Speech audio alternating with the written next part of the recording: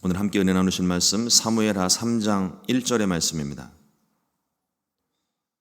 사무엘하 3장 1절의 말씀 우리 같이 한 목소리로 합독하시겠습니다. 사울의 집과 다윗의 집 사이에 전쟁이 오래매 다윗은 점점 강하여 가고 사울의 집은 점점 약하여 가니라. 아멘. 오늘 함께 봉독한 사무엘하 3장 1절의 말씀을 가지고 흥하고 쇠하는 이유라는 제목으로 함께 말씀의 은혜를 나누겠습니다. 이스라엘의 초대 왕이었던 사울은 하나님의 특별한 선택하심을 받고 기름 부으심 받은 왕이 되었습니다. 하지만 하나님 말씀에 순종하지 않고 버림을 받게 되었습니다. 사울이 하나님께 버림받았을 즈음에 다윗은 광야에서 양을 치고 있었습니다. 당시 목자의 신분은 천하고 비천한 신분으로 여겨지는 그런 직업이었습니다. 좀 부유한 집안이라면 목동들을 고용을 해서 자신들이 가지고 있는 양떼를 먹이고 이끌도록 그렇게 시켰고, 만약 그렇지 않다면 집안의 종들에게나 맡겼던 일이 이 양을 치는 일입니다. 다윗은 사무엘이 이새의 아들들을 부르고 하나님께서 찾으시는 그 한 사람을 찾기 위해서 그 아들들을 불러 모았을 때 그 모임 가운데 끼지도 못할 만큼 나이도 어렸고 집안에서 존재의 의미랄까요? 별로 그렇게 크지 않았던 사람입니다. 그래서 그날도 광야에서 양을 치고 있었고, 그날뿐만 아니라 수시로 광야 가운데 나아가서 양 치는 일을 했습니다. 그러나 다윗은 광야에서 홀로 있는 시간에 하나님과 함께 교제했고, 하나님을 찬양했고, 또 맡고 있는 모든 일에 성실하게, 왜 나만 이런 일을 하느냐고 불평하거나 원망하지 않고 맡겨진 일에 성실하게 행했습니다. 하나님께서 그 모습을 기뻐하신 거예요. 사무엘상 13장 14절 말씀에 지금은 왕의 나라가 길지 못할 것이라 야훼께서 왕에게 명령하신 바를 지키지 아니하였으므로 야훼께서 그의 마음에 맞는 사람을 구하여 야훼께서 그를 그의 백성의 지도자로 삼으셨느니라 하고, 하나님께서 다윗을 향하여 그의 마음에 맞는 사람이라고 표현을 하고 있습니다. 당시 이스라엘의 최고 지위였던 사울 왕과 천한 직업으로 여겨졌던 목동 다윗의 신분의 차이는 극과 극입니다. 사울은 가장 이스라엘의 최고 정상의 위치에 있었고 다윗은 가장 낮은 신분의 위치에 있었습니다. 그러나 사울은 하나님께 버림을 받았고 다윗은 하나님의 기름 부음을 받은 순간부터 인생 대역전 드라마가 시작이 됩니다. 사울의 가문은 그때부터 몰락하기 시작했고 다윗은 점점 떠오르기 시작했습니다. 흥하고 쇠하는 이유, 그것은 하나님이 함께 하실 때입니다. 하나님이 함께 하시면 흥하는 것이고 하나님이 함께하지 않으시면 쇠할 수밖에 없습니다. 영적으로 흥하든지 환경적으로 흥하든지 어떠한 모습으로든 하나님께서 함께하시는 사람, 또 하나님이 그 함께하시는 사람은 하나님을 사랑하는 사람, 하나님이 사랑하는 사람, 어떤 경우든 상관이 없습니다. 하나님께서 그와 함께하실 때 그 사람을 높이시는 것입니다. 그러나 하나님께 버림받은 사람은, 하나님의 뜻을 무시하고 내 뜻대로 사는 사람은 하나님께서 그를 반드시 낮추십니다. 그런데 우리가 이것을 꼭 심판의 개념으로만 생각하지 않았으면 좋겠습니다. 순종하지 않았으니까 벌 주시는 개념이 아닙니다. 높아졌던 그의 마음을 꺾으시고 단단하게 굳어진 그의 마음을 깨뜨리시고 하나님 없이도 살 수 있다는 그의 교만을 꺾으셔서 결국 하나님을 의지하게 만드시는 하나님의 방법입니다. 우리는 어려운 일을 만나고 고난을 당하게 되면 내가 벌을 받았다, 내가 심판을 받았다 이렇게 생각하기 쉽습니다. 그러나 그 마음을 가지게 되면요, 하나님께 버림받은 그 상실감에, 하나님께 벌받은 죄책감에 이 마음에 오히려 상처가 더 커집니다. 하나님께서 우리 마음 가운데 상처를 주시기 위해서 행하신 일들이 아닙니다. 우리를 변화시키기 위해서. 지금 나의 서 있는 위치가 하나님 앞이 아니라 세상 앞이고 내 욕심을 따라가는 길이기 때문에 하나님께서 그 길을 돌려서 하나님 앞에 우리를 다시금 세우시기 위한 마지막 방법을 사용하고 계신다는 것을 우리가 안다면 그 고난도, 우리는 그 고난 속에서 오히려 하나님께 은혜를 얻었다 생각할 수 있고 하나님께 받은 그 은혜를 발견할 수 있고 그것으로 인하여 나의 삶이, 인생이 변화되고 하나님이 다윗을 높이셨던 것처럼 내가 어떠한 상황, 어떠한 처지에 있다 할지라도 하나님께서 나를 이끌어서 다시금 흥하게 하시는 것입니다. 그것을 깨닫는 것이 지혜예요. 저와 여러분들 가운데 이와 같은 지혜가 있게 되기를 주님의 이름으로 축원을 드립니다. 근데 더 좋은 방법은 하나님께서 그렇게 나를 억지로 강제로 돌이키시기 전에 내가 스스로 돌아서는 게 가장 좋은 방법입니다. 매를 맞고 죄를 깨닫는 것보다 매 맞기 전에 스스로 깨닫고 돌아서는 것이 가장 속편한 방법인 것 같습니다. 사울이 하나님께 버림을 받았지만 저는 항상 이 사울을 생각할 때마다 항상 그 마음이 제일 먼저 드는 게 무엇이냐면 사울이 하나님께 버림을 받았지만 진심으로 하나님께 용서를 구했다면 어땠을까 하는 질문을 항상 합니다. 전에도 말씀을 나눴지만 사울이 하나님께 버림받고 즉결 심판받고 그 자리에서 죽지를 않았어요. 사울이 오랜 시간 왕위에 있으면서 길보아 전투에서 그가 죽음을 맞을 때까지 하나님 그에게 시간을 허락해 주고 계신 겁니다. 그 시간은 돌아설 수 있는 기회의 시간이에요. 회개할 수 있는 시간이 충분히 주어졌습니다. 그리고 끊임없이 그의 마음 가운데 하나님이 부르시고 말씀하신 경험들이 있을 거예요. 하지만 사울이 그것을 귀 기울여 듣지를 못합니다. 자신의 욕심을 따라서 지금 사울이 하나님께 버림받고 난 다음에 죽을 때까지 사울의 목적은 오직 다윗을 죽이는 일뿐이었어요. 엉뚱한 생각에 꽂혀 있으니까 하나님이 다른 말씀을 아무리 주셔도 그것을 듣지를 못하고 깨닫지를 못하는 겁니다. 얼마나 집중했는지 여러분 한번 생각해 보세요. 어떤 재미난 일에 심취해가지고 깊이 거기에 집중을 하고 있으면요 바로 옆에서 누가 불러도 그 소리를 못 듣습니다. 너무 집중해 있어서 깨닫지 못하고. 꼭 그런 거예요. 우리가 세상적인 일에 하나님과 상관없는 또 다른 나의 어떤 욕심과 목적에 너무 집중해 있으면 하나님이 아무리 그 마음 가운데 말씀을 주셔도 그 말씀을 들을 수 없습니다. 깨달을 수가 없어요. 그래서 성경이 말하는 것이 우리의 목적을 하나님께 두라는 겁니다. 우리의 소망을 하나님께 두라는 거예요. 그러면 내가 어떠한 고난 가운데 있든지 어떠한 상황 가운데 있든지 하나님이 우리 가운데 말씀하시는 것을 들을 수 있습니다. 깨달을 수가 있는 거예요. 사울은 회개하지 않았지만 만일 하나님께 정말 진심으로 나와 회개하고 하나님께 용서를 구했다면 하나님은 또 다른 방법으로 사울을 구원하시고 또 사용하지 않으셨을까? 이런 생각을 늘 하게 됩니다. 그러나 사울은 회개하지도 않았고 하나님께서 주시는 기회조차 놓쳤습니다. 때로는 하나님께서 이와 같은 심판의 방법, 징계의 방법을 사용하시는 것이 우리 눈에는 심판처럼 보일지는 모르겠지만 특별한 은혜와 사랑이 그 안에 있음을 깨닫게 됩니다. 결국은 그 과정들을 통해서 하나님의 주권을 인정하게 되고 하나님의 뜻 안에 들어오게 됩니다. 저와 여러분들이 이 일의 증인이잖아요. 잘 나가고 있었을 때에는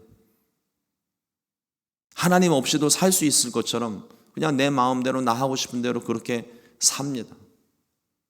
그러다가 어느 순간 고난을 만날 때 인생의 목적을 다시 한번 되새기기 시작하고, 그리고 인생을 생각하기 시작하다가 어느 순간 신의 존재를 깨닫게 되고, 믿음이 있는 사람이라면 내가 하나님께로부터 너무 멀리 떨어져 나왔구나, 다시 하나님께로 돌아가고자 하는 마음의 결단을 하고, 그 고난의 과정에서 다시 하나님 앞에 나왔을 때 하나님이 우리의 영을 회복시키시고 우리의 삶을 회복시키시고 우리의 무너진 모든 장막들을 다시금 회복시키는 것을 경험했지 않습니까? 하나님 앞에 나아갈 때 그와 같은 은혜가 있는 것입니다. 이것은 한 번 처음 예수님을 믿을 때만 있는 것이 아니라 매일같이 우리의 삶 가운데 같은 과정이 반복될 수도 있어요. 그러나 그것이 참 힘들고 고통스럽고 피하고 싶은 상황이라도 그것이 하나님의 은혜임을 깨닫는 것이, 그것이 지혜이고 그 은혜를 우리가 날마다 살아야 될 줄로 믿습니다. 하나님이 우리에게 주시는 가장 큰 복, 여러 가지가 있겠지만 제 마음 가운데 새기고 있는 가장 큰 복은 시편 73편 28절의 말씀입니다.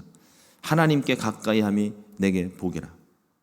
내가 주 야훼를 나의 피난처로 삼아 주의 모든 행적을 전파하리이다. 하나님을 가까이 함으로 복을 받고 하나님께서 인정하시고 높이시는 삶을 살게 되시기를 주님의 이름으로 축원을 드립니다. 사울은 결국 회개하지 못한 채 길보아 전투에서 죽음을 맞이했습니다. 그런데 사울이 죽고 난 다음에 모든 게 끝난 게 아니에요. 그것으로 끝이 아닙니다. 사울을 이어서 이스보셋이 북이스라엘의 왕이 됩니다. 사울 가문이 계속 이어지고 있는 거예요. 그래서 오늘 말씀에도 사울의 집과 다윗의 집 사이에 전쟁이 오래다라고 표현하고 있는 겁니다. 사울이 죽었다고 끝이 아니라 그 사울 가문이 계속 이어지고 있는 것을 보여주는데, 이것이 정상적인 왕의 계승이 아니었습니다. 사울의 군사령관이었던 아브넬이 이스보셋을 왕으로 앉혀놓고 뒤에서 실질적인 권력 행사를 하고 있었어요. 또 영적인 의미로 우리가 살펴봤을 때는 하나님의 인정이 없습니다. 전에도 말씀을 드렸지만 이스라엘은 신정국가예요. 하나님이 다스리시는 나라입니다. 왕을 세울 때에도 하나님이 인정하셔야 되고 기름 부음이 필요해요. 그런데 이스보셋은 하나님이 인정하신 것도 없고 하나님께 기름 부음 받은 그와 같은 것도 없습니다. 그냥 왕의 아들이니 사울의 아들이니까 그냥 왕이 된 것이고, 그 배후에 아브넬이 권력을 쥐고 모든 일들을 행하고 있었습니다.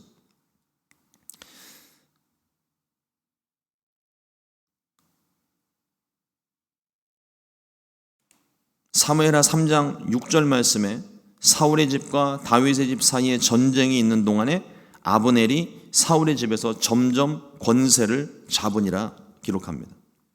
그러던 중에 이스보셋은 아브넬이 사울의 첩과 간통했다는 소식을 듣고 아브넬을 책망합니다.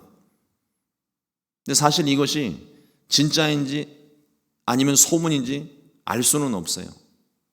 정확한 증거가 없고, 그 뒤에도 보면 아브넬이 심히 분하게 여기며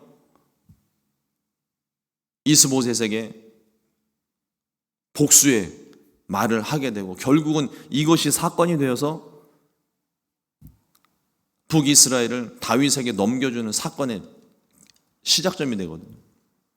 만약에 자기가 맘만 먹었다면 이스보셋을 굳이 왕으로 세우지 않아도 자기가 얼마든지 왕이 될 수 있었을 것이고, 실질적인 모든 권한을 다 가지고 있지 않습니까? 그런 상황이라면 얼마든지 사건의 진위 여부는 둘째 문제고, 일단은 소문을 듣고 이스보셋이 아브넬을 책망을 합니다. 비난을 하죠. 이에 아브넬이 분을 내면서 이스보셋을 협박을 또 합니다. 사무엘하 3장 8절 말씀에 아브넬이 이스보셋의 말을 매우 분하게 여겨 이르되 내가 유다의 계머리냐? 내가 오늘 당신의 아버지 사울의 집과 그의 형제와 그의 친구에게 은혜를 베풀어 당신을 다윗의 손에 내주지 아니하였거늘 당신이 오늘 이 여인에 관한 허물을 내게 돌리는도다.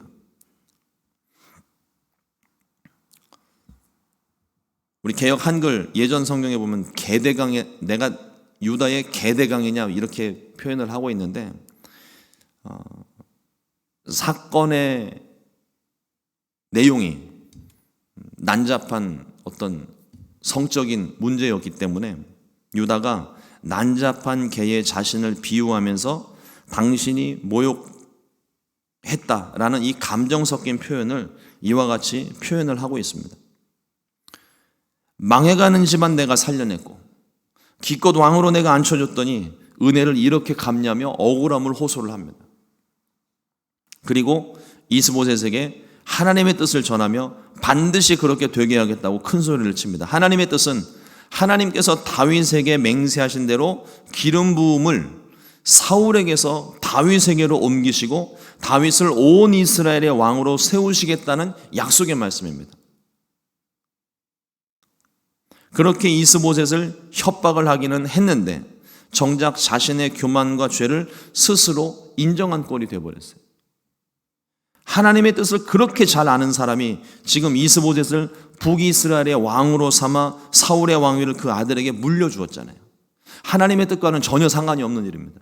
그냥 오직 자신의 욕심 때문에, 권력 욕심 때문에 내가 섬기고 있었던 그 사울 왕의 그 가문을 위해서 그냥 그거 하나만 바라보고 이 모든 일을 준비를 한 거예요.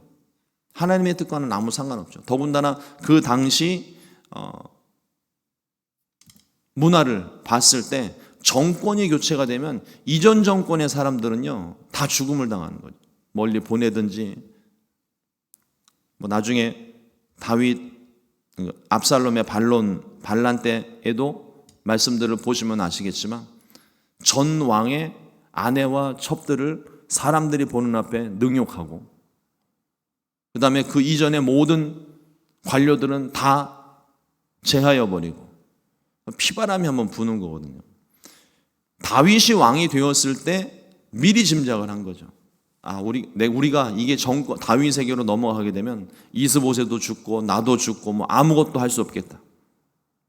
그래서 사울 가문의 그 권력을 끝까지 포기하지 못했던 거예요. 근데 그런 이 아브넬이 지금 이스보셋에게 이것이 사건이 진짜인지 아닌지는 모르겠지만 비난을 받고 은혜를 원수로 지금 갚는 것이라고 아브넬이 생각을 한 거죠. 그러니까 그 홧김에 하나님의 뜻을 언급하면서 내가 이 나라 당장 내가 다윗에게 넘겨준다 그러면서 협박을 하고 있는 것입니다.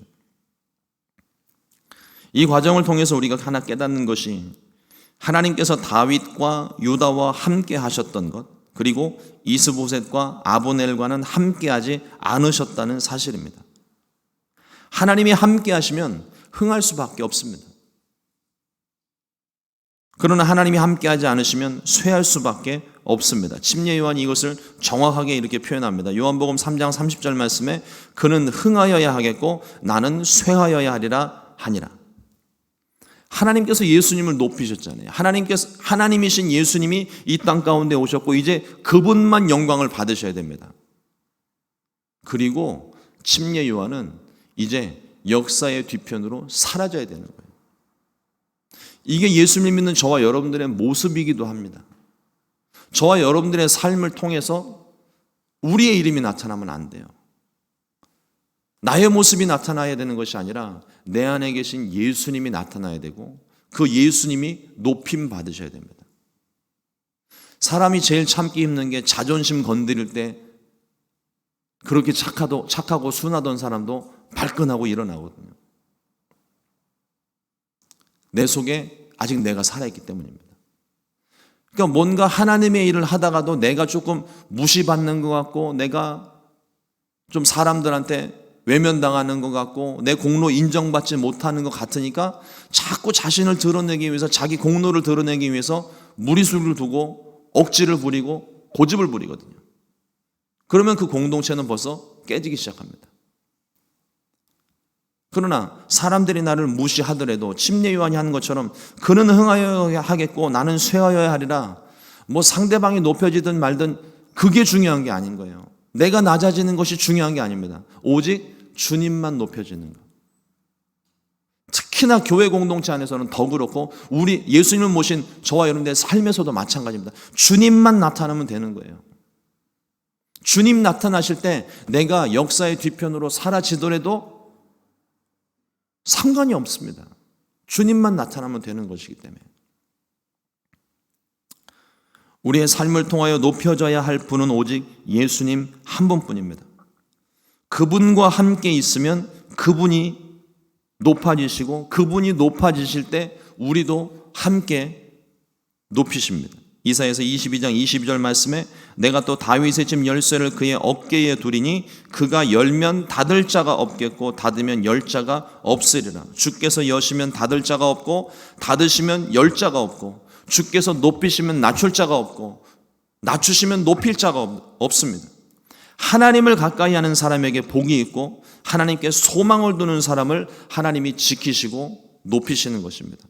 시편 91편 14절 말씀에 하나님이 이르시되 그가 나를 사랑한즉 내가 그를 건지리라. 그가 내 이름을 안즉 내가 그를 높이리라. 다윗은 하나님을 뜨겁게 사랑했습니다. 그래서 하나님께서 다윗을 사울에게서 건지셨을 뿐만 아니라 다윗을 또한 높이셨어요. 높아지기 위해서 하나님을 사랑하는 계산적인 믿음이 아닙니다. 하나님이 나를 높이시든지 낮추시든지 흥하게 하시든지 쇠하게 하시든지 그게 우선이 되면 안 돼요. 다윗이 목동 시절에 하나님을 뜨겁게 사랑했고 홀로 있는 시간에 하나님과 깊은 교제를 나누었던 것처럼 다른 사람들이 나를 인정하든 인정하지 않든 그것과는 상관없이 내가 하나님께 집중하고 하나님을 가까이 하게 될 때, 하나님을 사랑하게 될 때 하나님께서 그 인생을 책임져 주시는 거예요. 그것은 때로는요, 우리가 바라는 것처럼 기대하는 것처럼 세상 가운데 하나님이 나를 높이실 때도 있지만 그렇지 않을 때도 있습니다. 그러나 그는 흥하여야 하겠고 나는 쇠하여야 하리라 하는 그 마음만 우리 안에 확실히 있다면 내가 높아지든지 낮아지든지 그거는 전혀 문제가 되질 않아요. 내가 고난 가운데 있든지 질병에 걸려 있든지 또 때로는 고침받고 내가 세상 가운데 두각을 드러내는 어떤 그런 일들이 벌어진다 해도 교만할 일이 없고 그것 때문에 너무 기뻐할 일도 없고 낮아져서 아파서 내가 슬퍼하거나 낭망할 이유도 하나도 없습니다. 주님만 높여주면 되는 거예요. 흥하고 쇠하는 이유, 그것은 결국 하나님입니다. 저와 여러분들의 삶 가운데 하나님이 계시면 하나님께서 어떠한 모습으로든 저와 여러분들을 흥하게 하실 거예요. 그러나 만일 우리의 삶 가운데 그 하나님을 온전히 모시지 못하고 내 마음 가운데 주님이 계시지 않는다면 주님의 모습보다는 내 이름이 더 나타나기를 원하고 내가 앞장서기 시작하면 그때부터는 우리는 몰락의 길로 가는 거예요. 오늘 하루 다윗과 같이 하나님을 뜨겁게 사랑하게 되시기를 주님의 이름으로 축원합니다. 하나님께서 저와 여러분들을 인정하시고 높이시고 건지시고 고쳐주시는 복된 삶이 되시기를 주님의 이름으로 축원합니다. 기도하겠습니다. 하나님 감사합니다. 오늘도 주의 말씀을 우리 가운데 허락하여 주시고 하나님께서 그 다윗의 가문을 흥하게 하신 이유와 또 사울의 집을 쇠하게 하신 이유를 오늘 말씀을 통해서 깨닫게 하시니 감사합니다. 우리의 삶 가운데 하나님이 함께 하실 때 하나님께서 우리를 흥하게 하시고 높이시는 것을 오늘 말씀을 통해 배웠습니다.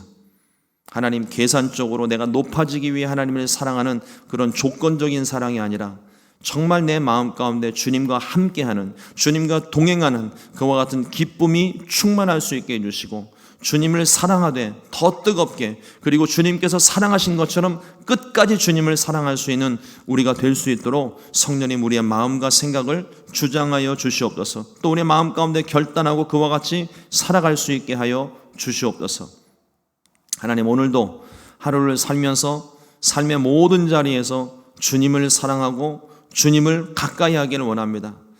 오늘도 주님께서 우리와 함께 하실 때 우리의 모든 삶을 인도하시고, 또 하나님 이 새벽에 하나님 앞에 나와 기도하는 모든 기도의 제목 가운데 주께서 함께 하셔서 하나님 그 모든 문제와 기도의 제목들이 흥하게 하여 주시고 문제가 해결되게 도와 주시옵소서. 오늘도 주님께 믿음으로 간구하고 나아가오니 오늘 하루의 삶이 주의 은혜로 충만하게 하실 줄로 믿사옵고 예수님의 이름으로 기도드렸습니다. 아멘. 주님과